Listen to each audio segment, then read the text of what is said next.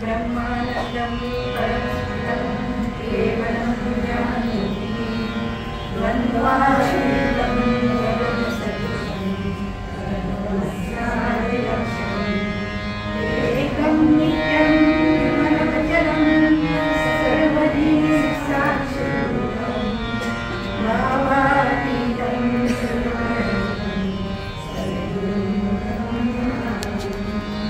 सजयति सिंधुरोदं देवो यत्पादपद्मकस्य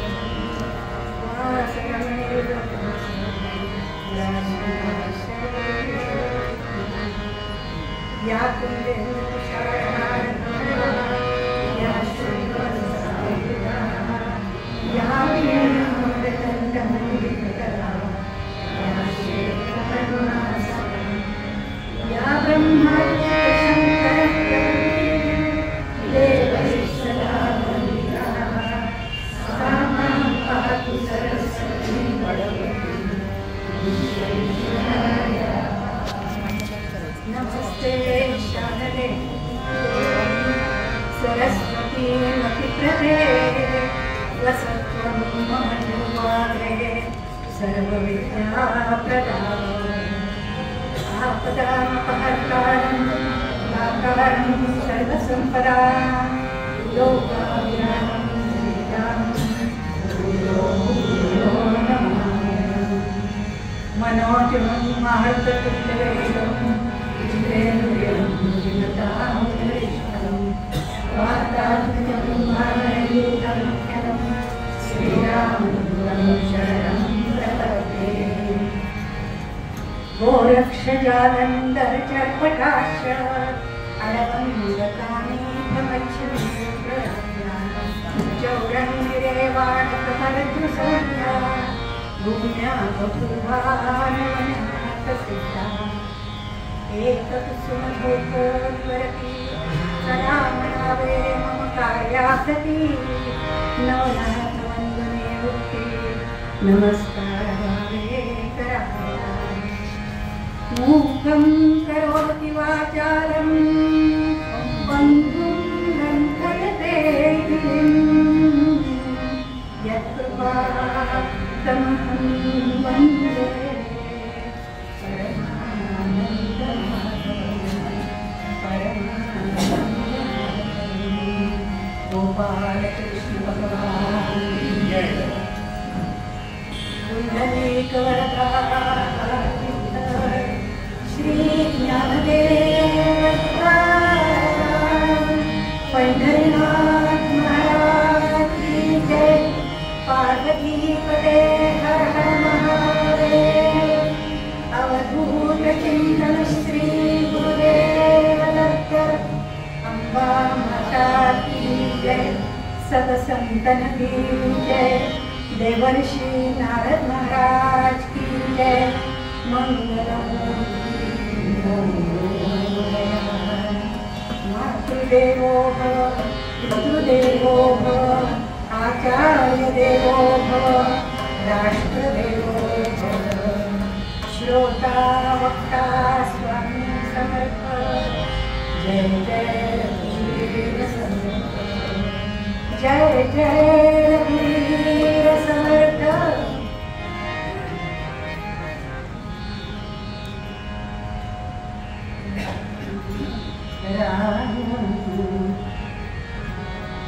राम कृष्ण हरे जय जय राम कृष्ण हरे जय जय राम कृष्ण हरे जय जय राम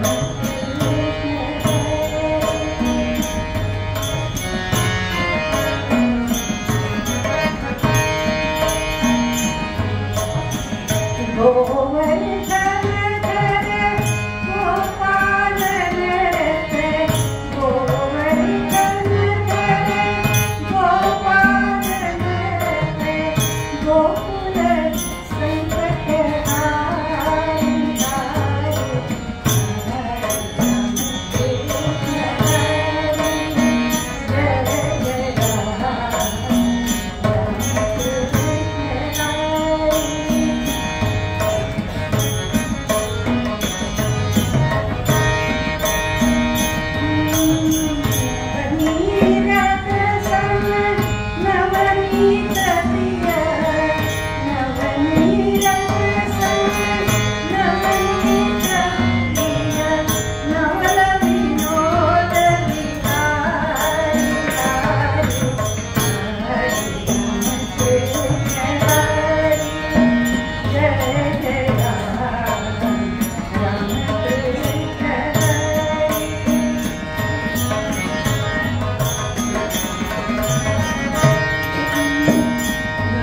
Thank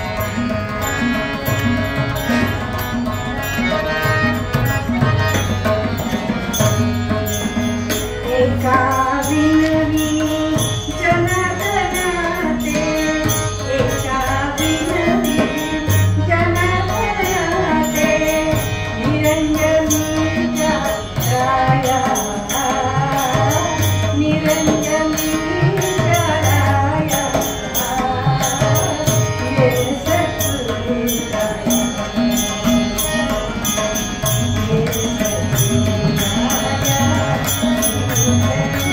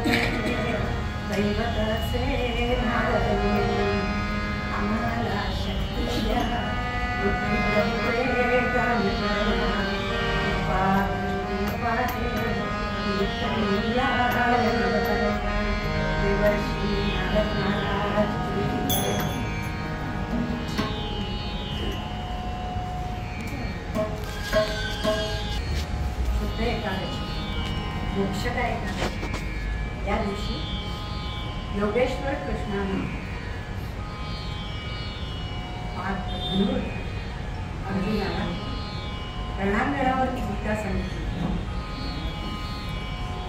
आणि ती गीता शब्दबद्ध केली गेली त्या ग्रंथाची आज जयंती साजरी केली.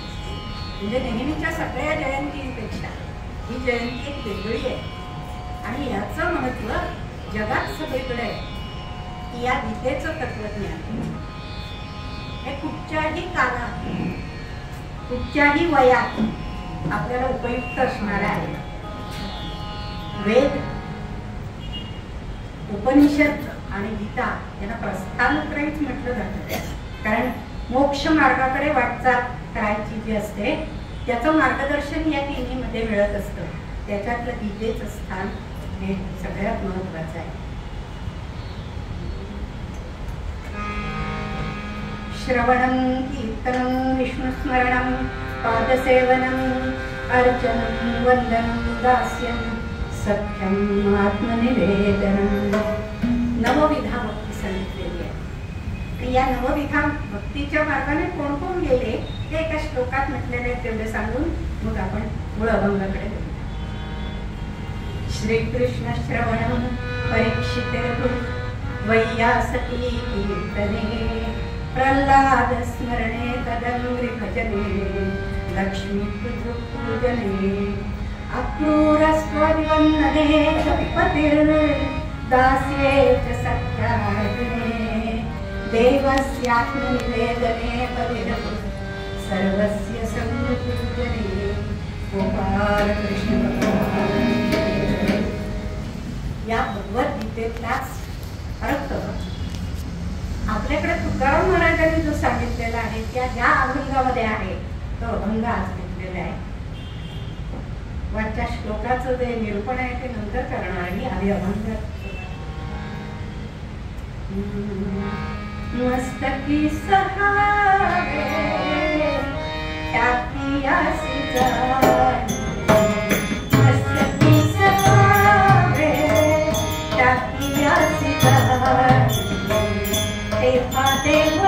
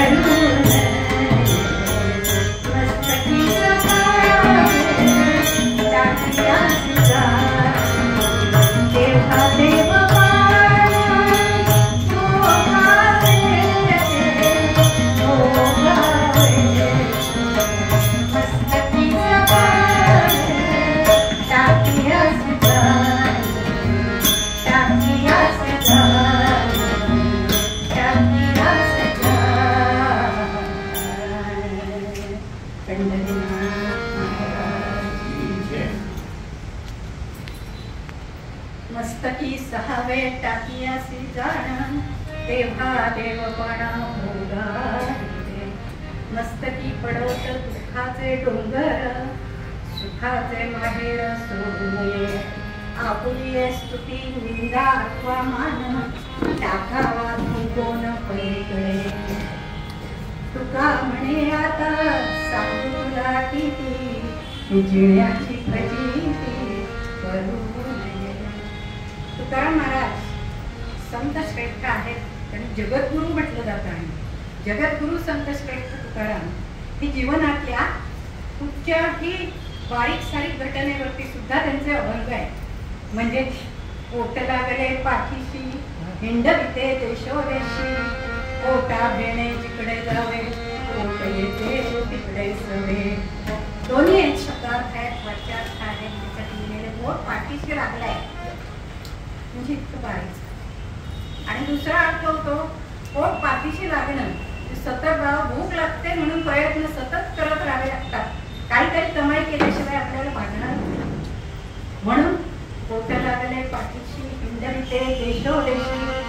पोटा घेणे जिकडे जावे पोट येते तिकडे सवे. दुसरा सोपा एक आहे पाषाण देव पाषाण पातळी तुझ्या एकावरी पाय ठेवी. बघा दोन्ही मध्येच पाषाणच आहे, पण एक दगड आहे त्याची मूर्ती घडवलेली आहे आणि त्याच्या पायावरती आम्ही डोकं ठेवतो. आणि दुसरा दगड पायरीचा आहे, त्याच्यावरती आपण पाय ठेवून जातो. दगडाच्या पाठीवर ठेवून माणसाचं जसं पाठी असतं तसंच त्याही वस्तूंचं सुद्धा असतं. पण याचा वार्तावा टिकलेला आहे तो तुकाराम महाराजांनी टिकलेला आहे. आता या अभंगात भगवद्गीतेच्या अर्थाचं काय आहे स्पष्टीकरण ते हळूहळू उघ्या. सगळ्यात शेवटची जी ओळ आहे त्याची अभंगाची, तुका म्हणे आता सांगू तुला किती जिण्याची फजिती तोडू नये. हेच वाक्य कृष्ण अर्जुनाला म्हणतोय की बाबा तू पहिल्यांदा तयार झाला होतास ना, युद्ध करणार म्हणालास. कशासाठी युद्ध करायचं होतं? आमची कमीत कमी मागणी होती ती सुद्धा नाकारली गेली. श्रीकृष्णाने मध्यस्थी केली तीही धुडकावून दिली गेली. तेव्हा आता युद्ध अटळ आहे हे तुलाही कळलेलं होतं आणि बाकी सगळ्यांनाही कळलेलं होतं. मग हे सगळे तुझ्या बरोबर लढायला समोर येणार आहे हे माहिती असताना तू आता का बरं घाबरलेला आहेस? आता का टाळाटाळ करतोयस? कल्पना असणं आणि प्रत्यक्ष दर्शन होणं याच्यात खूप फरक पडतो. कारण जरी आपण कल्पना सगळी केलेली असली तरी अर्जुनाला हे समोर सगळे आप्तस्वकीय दिसले. नुसते आप्तस्वकीय नव्हते ते. ज्यांच्या अंगा खांद्यावरती कौतुकानं आपण खेळलो ते भीष्माचार्य, ज्यांनी आपल्याला ते भीष्माचार्य द्रोणाचार्य ज्यांनी आपल्याला शिकवलंय सगळी विद्या, त्या विद्येचाच वापर मी त्यांच्यावर करू. ते द्रोणाचार्य समोर आहेत, मग कृपाचार्य आहेत, सगळे वाडवडील आहेत, धृतराष्ट्र आहे, गांधारी आहे आणि सगळे तोडीस तोड असणारे हे राजे आहेत, माझे मित्र आहेत, आप्तस्वकीय आहेत. यांच्याबरोबर मी कसा लढू? छे, हे रक्तलांछित शास्त्र तेच मला नको.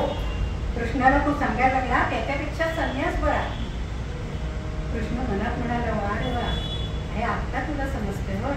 मला आधी बरे सांगितलंस तू की रथ माझ्या बरोबर मध्यात नेऊन उभा कर, कारण सारथ्य करत होते कृष्ण. हीच सगळ्यात महत्वाची मेट होती. पण अर्जुनाने अशा ताकद सांगितलेलं होतं माझी लढाई तयारीच आहे. वाढमध्ये दोन्ही याच्या लोकांच्या मध्येच बरोबर तू उभा कर, म्हणजे मला एक वार नजर सगळ्यांकडे टाकूया की कोण कोण आपल्या बरोबर लढायला आले. आणि प्रत्यक्षात बघितल्याबरोबर गर्भगळीत झालं. तेव्हा जिण्याची फजिती करू नये हे तुकाराम महाराजांनी सांगितलेलं आहे. तेच त्यांनी सांगितलेलं आहे. तर पहिल्या ह्याच्यात सांगितलेलं आहे मस्तकी सहावे टाकी अशी जाण तेव्हा देवपणा भोगावे. छिन्नी हातोड्याचा घाव करी दगडाचा देव. शरीराचा मुख्य भाग म्हणजे मस्तक. तो शरीराचा नियंत्रक आहे आणि त्याच्यावरती आघात एवढे मोठे हे सहन करणं म्हणजे सोपी काम नाही. पण ते सहन करावे असं सांगितलेलं आहे. इतकंच नव्हे, तुकाराम महाराज पुढे म्हणतात, मस्तकी पडवत दुःखाचे डोंगर, सुखाचे माहेर. आपल्याला असं वाटतं काय मागणी केलेली आहे आम्ही दुःख नको म्हणतो आणि मस्तकी पडवत दुःखाचे डोंगर. डोंगर म्हणजे ढीक, एका पाठोपाठ किती येत जाणार. ते उत्तराखंड मध्ये आपण बघतो ना, भूस्खलन होतं तेव्हा समोर नुसती जरा माती ढळलेली दिसते, पाठोपाठ किती ढिगारे यायला लागतात, दगड यायला लागतात, झाडे यायला लागतात.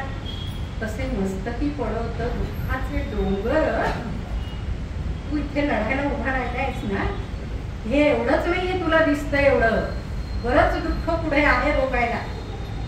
जे सामना सगळा करायचा आहे तो दुःखग्रस्तच होऊन करायचा आहे. मग एवढं दुःख कोसळलं तरी मस्तकी पडवत दुःखाचे डोंगर, सुखाचे माहेर सोडून नये. आता हे कुठचं सुखाचं बाहेर आलं बघा.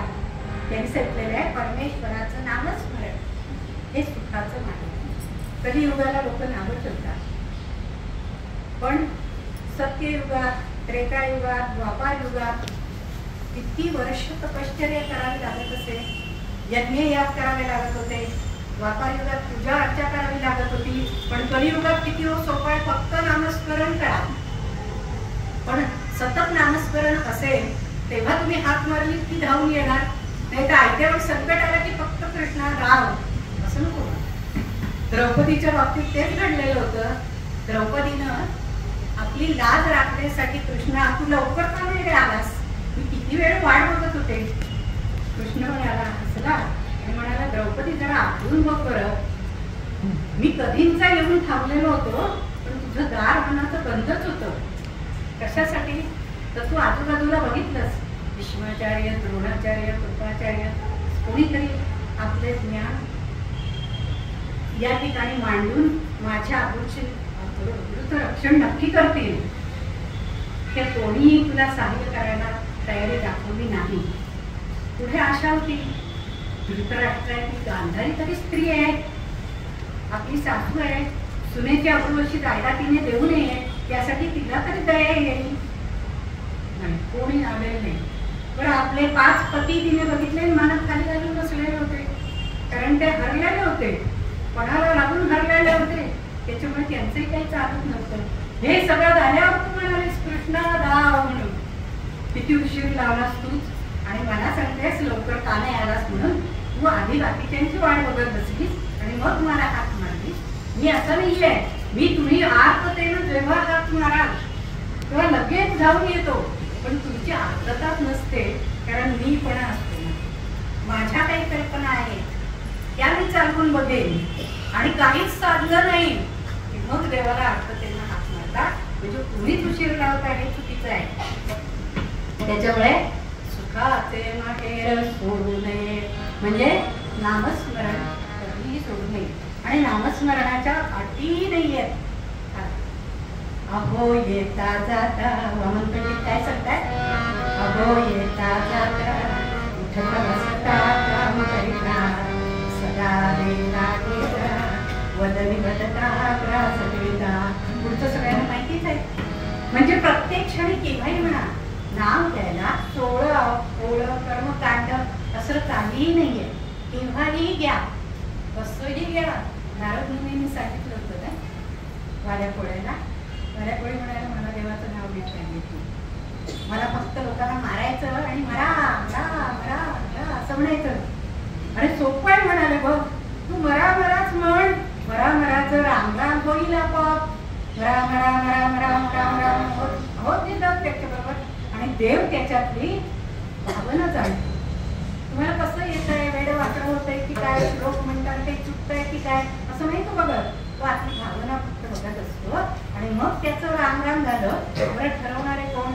रा ही अक्षरच आहे आणि म ही अक्षरच आहे. रा नंतर म आलं ते देवाचं नाव आहे आणि म नंतर रा आलं, किती शिवी झाली.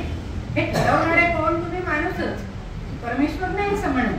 त्याच्यामुळे सगळी अक्षरं चांगलीच आहे, त्याच्यातला अर्थ मी जाणतो आणि त्याच्या पाठीशी उभा राहतो.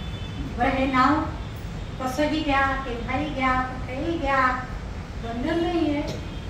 त्याच्यामुळे काम करता करता तुम्ही नाव घ्या, असं सांगणारे कबीर काय सांगतात, मुखानं नाम आणि हातानं काम असं करीत जा, मग राम हमारा काम करे हम बैठे आराम.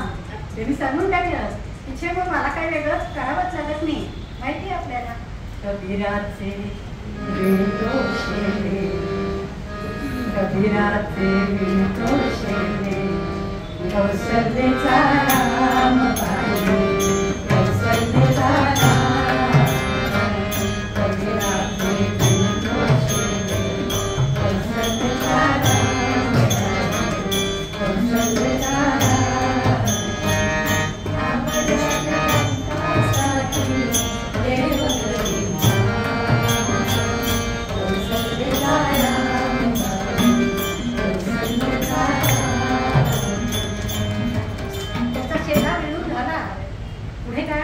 विणून सर्व झाला पूर्ण होलिका, विणून सर्व झाला पूर्ण होलिका, खाली खाली दिसे राम दिसे राम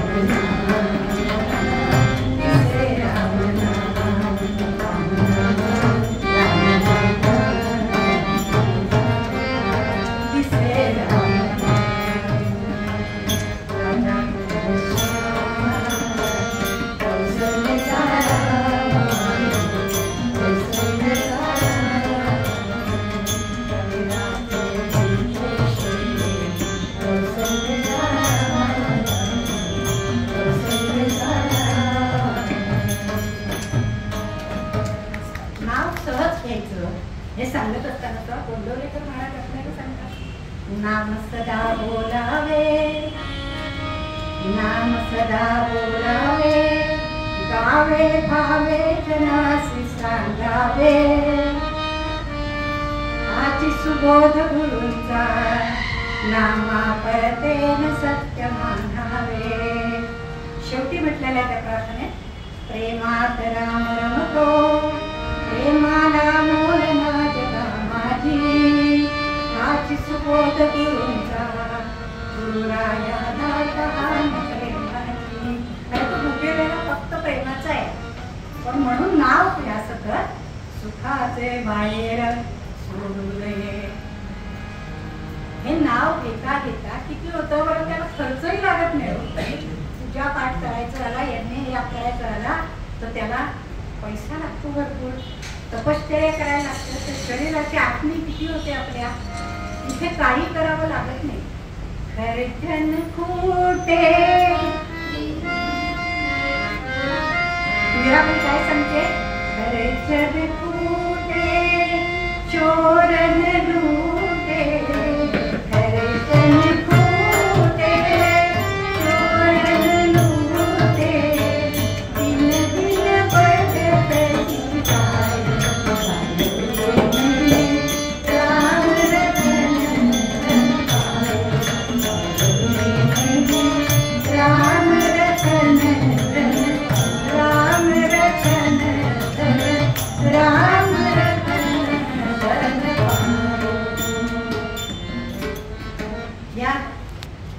देवाचं नाव घेण्यात काही कष्ट नाहीये. सतत करत राहा, सुखाचे बाहेर सोडू नये. या पंक्तीतच सगळं तुकाराम महाराजांनी सांगितलेलं आहे. सतत नामोच्चारण जर करीत राहिला अरे तू कधीही हात मार, इतकंच काय हात सुद्धा मारायला लागणार नाही. पुढे सांगितलेलं आहे त्यांनी, आपली स्तुती निंदा अथवा मान टाकावा कोण पलीकडे. मला पहिल्यांदा अभंगाचा अभ्यास करताना वाटलं तुकाराम महाराजांनी कसलेही शब्द वापरतात. संत वाङ्मयांचा अभ्यास केला तर सगळ्यात जहाज शब्द, सगळ्यात वेडेवाकडे शब्द हे त्यांचंच आहे. भावना चांगली असली तरी ती प्रकट व्हायला हवी असेल तर त्या शब्दात व्हायला हवी, म्हणून ते म्हणत असत. इथे हे मला जाणवलं अभ्यास करताना की आपुली स्तुती निंदा अथवा मान टाकावर थुंकून पलीकडे. हे असले कसले थुंकून वगैरे टाकायचे शब्द अभंगात आहे, पण थुंकून टाका याचं अर्थ एक कष्टित स्वरूप देऊन टाकून द्या, नुसते टाकून देऊ नका. तोंडात डाळ आहे पचनक्रियेतील सगळ्यात मोठं कार्य करणारी येते, पण ही लाट फुंकून टाकली की ती थुकीने आपण परत थुंकी गिळणार. म्हणून हे स्वरूप एक कष्टी स्वरूप आहे. तसंच सगळेजण आपल्याला जे चिडवतात, आपल्या विरुद्ध बोलतात, भांडायला येतात, युद्ध करायला येतात, हे सगळं सोडून देणार. त्याला एक कष्टी स्वरूप आहे. तुम्ही म्हणताय ना, बरोबर आहे असं सांगायचं आणि सोडून द्यायचं. आपण चांगला वर्ग तरी सोडायचं नाही. दुसरी गोष्ट आहे आपली स्तुती, असं म्हटलं का त्यांनी, आपली स्तुती निंदा अपमान. भगवद्गीतेत सांगितलेलं आहे, तुल्य निंदा स्तुतीर मौनी संतुष्टो येन तेन चित्त अनिकेतास्य भक्तिमाने प्रियोनरा. 12व्या अध्यायात खरा भक्त कसा आहे त्याचं लक्षण सांगितलेलं आहे. तुकाराम महाराजांनी हेच सांगितलं की आपली हे स्तुती निंदा अथवा मान. मग स्तुती का टाकायची? अरे स्तुती केल्यानंतर माणूस भरळून जातो. सहज जर कोणी म्हटलं ना, वा खालीचं बाई तुम्ही कीर्तन छान करता, लगेच माझी कॉलर ताट करायला मी लागणार. नकळतपणे त्याच कंकूत मी तिथे बसायला सुरुवात करणार. हे भुरळून जाणं जे आहे ते स्लो पॉइझनिंग आहे. म्हणजे आपल्याला आपल्याबद्दलच आवडतंय. चांगलं म्हटलेलं तिथे धोका आहे. अरे तोंडावर सगळेच जण चांगले भेटतात, पाठीमागून जर का कोणी स्तुती केलेली असेल तर ती महत्वाची किंवा खरी असते. तोंडावर स्तुती करणारे असतात ते हमखास धोका देणारे. आपुली स्तुती निंदा अपमान टाकावा पलीकडे. आता हे पलीकडे तुमचं मध्ये बाई तुमको काय केलेलं आहे, गडगाव भाग घातलेलं आपल्या कर्तृत्व कक्षेच्या पलीकडे टेकून नये. कारण ते कर्तृत्वाला सतत खाली करत असते. त्यामुळे आपली निंदा अपमान टाकावा पलीकडे. निंदा अथवा मान. तर निंदा ऐकल्यानंतर कोण भुरळून जाणार नाही. निंदा ऐकल्यानंतर दुःख होतं आणि मन हताश होतं. अरे एवढे मी प्रयत्न करतोय, लोक मला नावच ठेवत आहे. अशा वेळी काय करायचं छान सांगितलेलं आहे. जर का आपल्याला अशा वेळी उद्विग्नता आली तर आपण सर्व निसर्गाच्या माध्यमातून निसर्गात गेल्यानंतर काय होतं, आपल्या मनाचं आक्रंदन थांबतं. का थांबत असेल? निसर्ग किती उदंड देतो. उदाहरणं जर सांगायची झाली तर निसर्गातली उदंडता कशी सांगायची? आपण उदंडतेचं उदाहरण जर सांगायचं झालं तर सगळेजण सांगतात आकाशात तारे उदंड आहेत. तर मोजायला कोण जात आहे? एवढ्या डोळ्यांना दिसतात, दुर्बिणी जरा त्याच्यापेक्षा जास्त दिसतात, पण आकाशगंगेत भरपूर दिसतात. एवढे कुठे आपल्याला दिसतात? ज्ञानेश्वर माऊलीने सोपं उदाहरण दिलेलं आहे. आकाशातून पडणाऱ्या पावसाच्या धारा किती असंख्य आहेत. मोजायला 1 2 3 4 इथे पाऊस तिथे पाऊस पाऊस पाऊस मोजता येणार नाही. ठीक आहे. दुसरं त्यांनी सांगितलं पाऊस पडल्यानंतर जे रानोमाळ तृण उगवतं ते तृणांकुर किती आहेत? असंख्य आहेत. मोजता येईल रानोमाळातून? नाही, ते असंख्य आहे. तिसरं उदाहरण त्यांनी दिलेले आहे की समुद्रावरती फिरायला गेलं की किती लाटा दिसतात आपल्याला. एक लाट येते, दुसरी येते, तिसरी येते, परत ती जाते, ती चौथ्यात मिसळते, चौथी येते, इथे तिथे तिथे. पाण्यावरचे तरंग भरपूर आहे, मोजता येणारे नाही. ज्ञानेश्वरांची उपमा शैली कशी आहे? सर्वसामान्यांना कळणारी, लहानापासून मोठ्यापर्यंत, श्रीमंतांपासून गरिबापर्यंत आणि लहान मुलापासून वृद्धापर्यंत सगळ्यांना कळणार आहे हे असंख्य. आणि पुन्हा त्याच्यात स्थिती, गती आणि लय असं आहे बघा. आम्हाला गोपाळराव मेहकर मराठीला होते, त्यांनी सुरेख समजावून दिलेलं आहे, म्हणून हे स्मरणात राहिलेलं आहे. आकाशातून खाली पडणाऱ्या पावसाच्या धारा हे जलतत्व आहे. तृणांकुर उगवणारे हे अग्नितत्व आहे आणि लाटा येणारे या वायुतत्व आहे. तिन्ही अथांग आहे. पण आपण पृथ्वी फिरायला गेलो तर ते सगळं पक्षीच्या पलीकडे पलीकडे पलीकडे अथांग आहे. थांब पत्ता लागत नाही, ते अथांग नाही. आणि आकाश पाचवं तत्व ते कसं आहे? अनंत आहे, त्याला अंतच नाही. किती मोठा. ज्ञानेश्वरांची ही उपमा शक्ती आणि मयेकर सरांनी ती आम्हाला समजावून दिली, त्यामुळे डोक्यात चांगली राहिली. आणि कीर्तनाच्या वेळी उपयुक्त व्हायला लागले. त्यामुळे हे सगळं जे आहे पंचमहाभूतांची ताकद ही श्रेष्ठ आहे. बरं, नुसतीच त्यांच्यात अथांगता नाही आहे, त्यांच्यात समभाव आहे. समभाव कसा अर्थाने म्हटलेला आहे? ज्ञानेश्वर माऊली सांगते, निम्न भरलिया विणे पाणी ढळोच नेणे. पाणी वाहत निघालेलं आहे, वाटेत एखादा खड्डा आला तर ते पाणी असं नाही म्हणत, मी नाही बाबा खड्ड्यात जाणार, वाहून जाईल म्हणून. खड्ड्यात जातं, खड्डा भरून वर आलं की ते पुढे वाहत जातं. तसं भूगोलात शिकवलं आहे आपल्याला, जास्त दाबाकडून वाळे कमी दाबाकडे जातात. म्हणजे निसर्ग काय करतो? संतुलन साधतो. माणसाने मात्र माझ्या राशींना पिकत बघा असं म्हणत असतात, तसं नाही. म्हणून निसर्गात जावं, निसर्गाचं डोळसपणानं सगळा निसर्ग पाहिला की आपल्या लक्षात येतं की हा समभाव आहे. तिसरा गुण आहे तो विविधता आहे. माती, पाणी, उजेड, वारा सगळं सारखं असलं तरी जंगलाचा एक जो टप्पा आहे असं बघितलं तर तिथे विविध प्रकारची झाडं असतात. त्यातला आंबा गोड आहे, चिंच आंबट आहे, कारलं कडू आहे, आवळा तुरट आहे, मिरची तिखट आहे. प्रत्येकाचे गुणधर्म त्यांनी जपलेले आहे आणि तशीच ती त्या जंगलामध्ये आहे. असेच समाजामध्ये माणसांचे विविध प्रकार आहेत. पण ते विविध प्रकार असले तरी विविधता देखील साधता येते, कारण तसे सगळे गुण आवश्यकच आहेत. ते उपयुक्त असणार आहे, त्यांची वेळ घ्यावी लागते तेव्हा ते त्या ठिकाणी उपयुक्त असतात. या सगळ्यांना बघत असताना आणखी एक गुण निसर्ग आपल्याला देतो, तो म्हणजे जे आपल्याला द्यायचं आहे ना ते कोण घेतोय की नाही याची वाटण करायची नाही.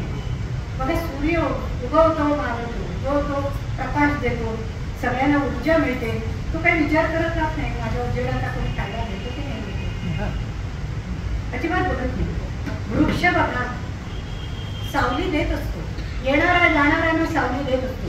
मग ज्यांनी लागवड केलेली आहे त्यांनाही सावली देतो आणि जो तोडायला आलेला आहे त्यालाही सावली देतो. तो भेदभाव करत नाही. पाणी बघा, वाघाची ताण घालवतं आणि गायची ताण घालवतं. माणसानं असं असलं पाहिजे की आपल्याजवळ जे आहे ते दुसऱ्यांना देत राहावं. त्याचा फायदा कोण घेतंय की नाही घेतंय हे आपण बघू नये. देवाने आपल्याला कशासाठी दिलेलं आहे? दुसऱ्याला देण्यासाठी दिलेलं आहे. आणि त्याच्यासाठी जर आपली नियुक्ती केलेली असेल तर हे आपण द्यायला शिकलंच पाहिजे. म्हणून आर्त झालेलं म्हणून निसर्गात गेलं की हे सगळं सुचायला लागतं. पुन्हा आपल्याला या सगळ्यामध्ये नामस्मरण सोडू नये हे सांगितलेलं आहे. पण नामस्मरण सोडत नसताना आपल्या मनात आपोआप भक्तिभावना निर्माण होते. मुखानं काम करताना टाळी वाजवत असतो आपण. टाळी वाजवताना वाच्यार्थ आणि शब्दार्थ पुन्हा ऐकून चालणार आहे, थोडा विस्तार होणार आहे आणि क्षमा वाटते. या ठिकाणी टाळी वाजवतात, रामनामी वाजे टाळी, रामनामी वाजे टाळी, मला दुःखाची हो पापाची होते होळी, रामनामी वाजे टाळी, रामनामी वाजे टाळी. या टाळीचे प्रकार सांगितले ते सांगितले. टाळी मृदुल म्हणीसी, टाळी मृदुल म्हणीसी, उच्च स्वरे करताली, बोटाची एक टाळी तदुपरी दुसरी लागली ध्यान टाळी. भाकरी करिता टाळी, साठी टाळी, म्हणतो मित्रास ते बघू टाळी, जी टाळी जन्मरणाते टाळी, तुझी कीर्तनाची जी टाळी जन्मरणाते टाळी, म्हणून कीर्तनी वाजवा तुम्ही.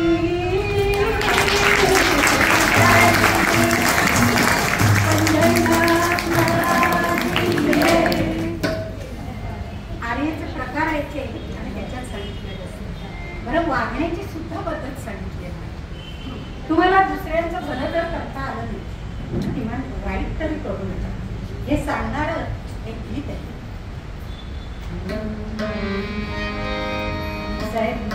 जरी भले कुणाचे शक्य न तरी वाईट कुणाचे न करावे. जरी भले कुणाचे शक्य न तरी वाईट कुणाचे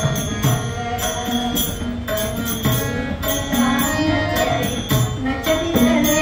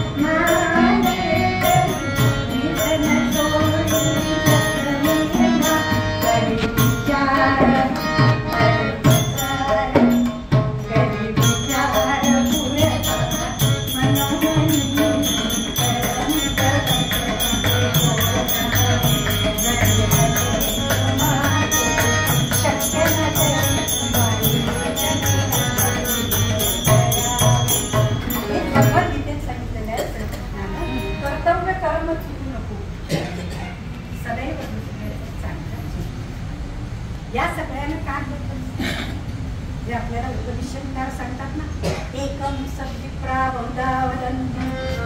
अरे सोपं ते उपनिषद आपण वाचत नाही त्यामुळे कळत नाही. सत्य एकच आहे, विविध रूपात दिसतं.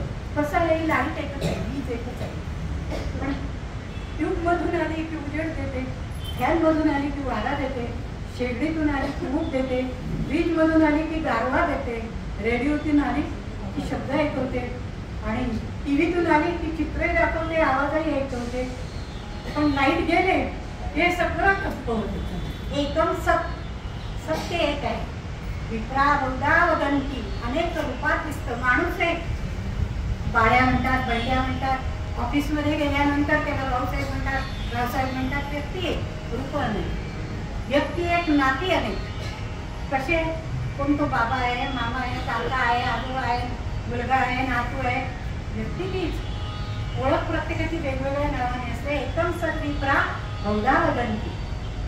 त्यामुळे या सगळ्याचं, पाण्याचं तुला बघा ना, तेच आहे, गुडगुडा आहे, तरंग आहे, वाफ आहे, सगळे रूप आहेत. पण आहे मग पाणीच. कसं हे सगळं एकच आहे.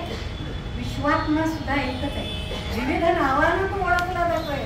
कोण रामाची पूजा करतो, कोण कृष्णाची, कोण दत्ताची, कोण मारुतीची.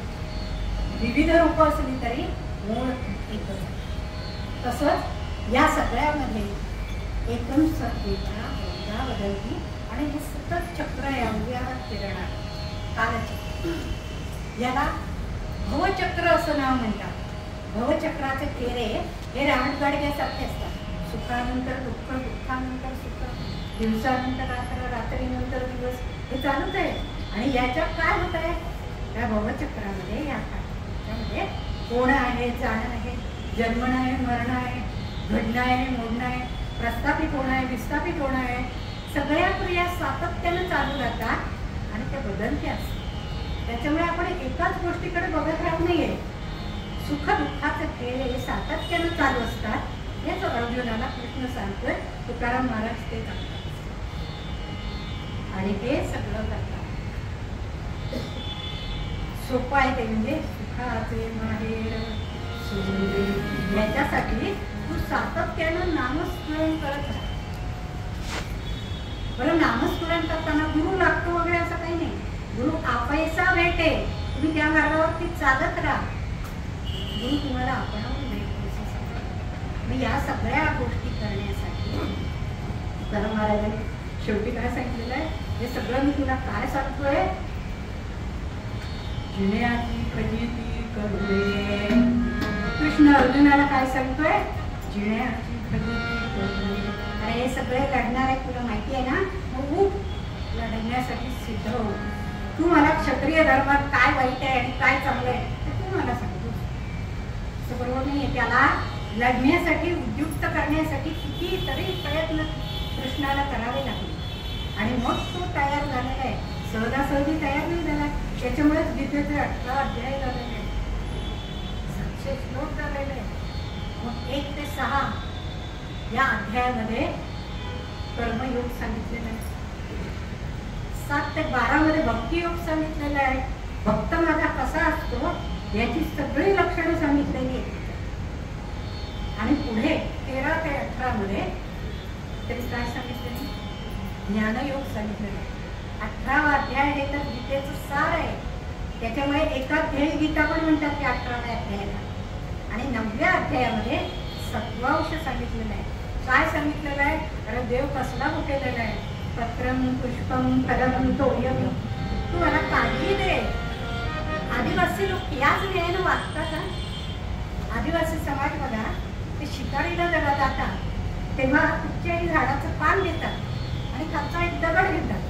पान ठेवतात आणि दगड ठेवतात आणि नमस्कार करतात की जे काही आपलं इच्छित आहे ते साध्य होऊ दे. आम्ही काय वेगळं करतो? 2 पानांचा विडा ठेवतो ना, त्याच्यावर पानावरती सुपारी ठेवतो. कुठेतरी काय ठेवलंय ते तो देव बघतच नाही. तुम्ही सुपारी ठेवली, नारळ ठेवला, बदाम आहे का अक्रोड आहे, नाही बघत तो. हे भक्ती भावनेनं मानाचं म्हणून तुला ठेवलंय. याचा अर्थ तुझी आठवण पहिल्यांदा काढलेली आहे. सुखाचे माहेर म्हणून ही आठवण त्याची करावी आणि त्याला आत्मतेनं हाक मारावी. तो आल्याशिवाय राहत नाही. हे सगळं भगवद्गीतेच्या अर्जुनाला जे सांगावं लागलं त्याच्यासाठी तुझी आठवण. हे सगळे अध्याय तेव्हा झाले. प्रत्येक अध्यायाच्या शेवटी आहे बघा सत्यती ओम इति श्रीमद्भगवद्गीतासु उपनिषदि ब्रह्मविद्यायां योगशास्त्रे श्रीकृष्णार्जुन संवादे. आणि मग पुढचा अध्याय असेल तो, त्याचं नाव असेल ते द्वादशोध्याय भक्तिनाम योग द्वादशाध्याय आधी नाव सांगितलेलं आहे आणि मग तो अध्यायाचे सांगितलं. हे सगळं पूर्ण करण्यासाठी त्याच्यात काय काय आहे सगळ्यात शेवटी सांगितलेलं आहे. मग याच्यात वेद आले, उपनिषद झालं, श्रीकृष्णाचा संवाद आला आणि या सगळ्यामध्ये त्यांनी काय सांगितलेलं आहे? सुखाचे माहेर सोडले, नामस्मरण विसरू नको. त्याच्यातच सगळं सार भरलेलं आहे. आणि अज्ञानानं आपण काय करतो त्याच्यात तो ज्ञानेश्वर मारून जाईल. अरे पुढ्यात श्रीकृष्ण उभा आहे तरी अर्जुनाला कळत नाहीये हा भगवंत आहे आणि तो आपल्याला चांगला सल्ला देतोय. याला कारण अज्ञान आणि त्यावेळी त्याची मनस्थिती ही ठीक नव्हती. त्यामुळे त्याला ते कळत नव्हतं काय करतोय ते. ज्ञानेश्वर माऊली याचंही उदाहरण देतात का कमरकंदा आणि दरदुरी नांदण हुकत तरी एका तरी परी पराग असेल ते भगवती आणि कमळाचा कांदा आणि बेडू दोघेही तर चिखलातच असतात. पण त्यातून कमळ उमललं की त्याचा सुगंध घेण्यासाठी आणि मग चाखण्यासाठी भ्रमर दुरून येतो. ज्याला त्यांची किंमत कळते तो लांबून सुद्धा येतो आणि जवळच असलेला बेडूक मात्र त्याच्या वाटणीला चिखलच वाटलेला येतो. जसं पाहे पाद उद आणि पवित्र असे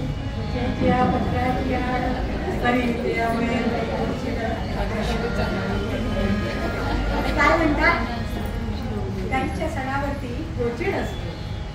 त्या सणामध्ये दूध असतं पण ते नाही तो प्राशन करेल, तो असे दररोज प्राशन करीत असतो. हे अज्ञानामुळे होतं. ज्याच्या सानिध्यात उभा आहे सर्व तो प्रत्यक्ष भगवंत आहे आणि तो पूर्ण स्वरूप भगवंत आहे. त्याने आपलं विश्वरूप दाखवलेलं आहे. तरी त्याला कळलं नाही. उशिरा हळूहळू पुढच्या होत गेले आणि मग कळलं. बरं, या भगवद्गीतेत सुद्धा कसं आहे, 4 पात्र आहेत. इकडे श्रीकृष्ण अर्जुनाला गीता सांगत होता आणि तिकडे धृतराष्ट्राला संजय सांगत होता. पहिल्यांदा सांगितलं मी तो संजयचा पैकी. पण हे सांगत असताना संजयला दिव्य दृष्टी मिळालेली असल्याने त्याला विश्वरूप दर्शन मिळाले. धृतराष्ट्राला विचारित होते तुम्हाला पाहायचंय का? तो म्हणजे मी काही पहिल्यापासूनच आंधळा असतो, मला काही माहिती नाही आहे त्यांचं रूप कसं आहे, मला फक्त उत्सुकता आहे. मग यात संजयाला दिव्य दृष्टी दे, तो मला सगळी युद्धाची रोजची सांगत आहे. या 4 पात्रांनी ती बघितलेली आहे. पण या 4 पात्रांनी बघितलेलं असताना संजयाने आपलं शेवटचं मत व्यक्त केलेलं आहे. तेवढं सांगूया आणि मग आपण आपण संजय काय म्हणाला, धृतराष्ट्राला सांगताना म्हणतोय या ठिकाणी कर्म तू कर, फक्त फलाची अपेक्षा केली असं जे त्या सांगितलेलं आहे कृष्णाने, ते त्याला सांगून काही उपयोगच नव्हता.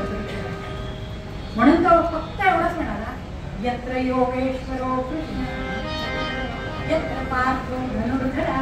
अरे जिथे योगेश्वर कृष्ण आहे आणि जिथे धनुर्धर पार्थ आहे तिथे श्री, विजय, शाश्वत ऐश्वर्य आणि नीती हे नक्की आहे असं सांगून त्याचा शेवट झालेला आहे. धृतराष्ट्राच्या प्रश्नानं सुरुवात, संजयाच्या स्वतःचं मत सांगण्याने शेवट असा झालेला आहे. मधला सगळा श्रीकृष्ण सांगतोय, अर्जुन प्रश्न विचार. याची भगवद्गीता आहे. आज ही भगवद्गीता सांगण्याच्या निमित्तानं मला इथे संधी मिळते म्हणून मला बरं वाटतं. म्हणून तुकाराम महाराज आपल्या कथेत मिळतात.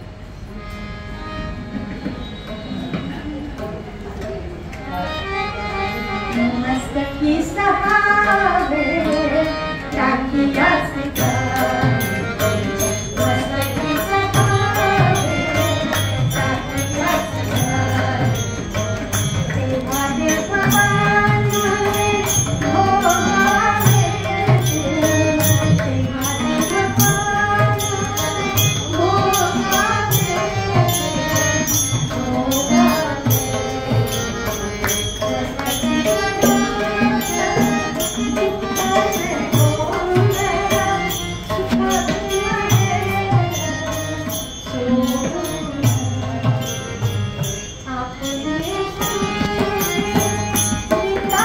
Oh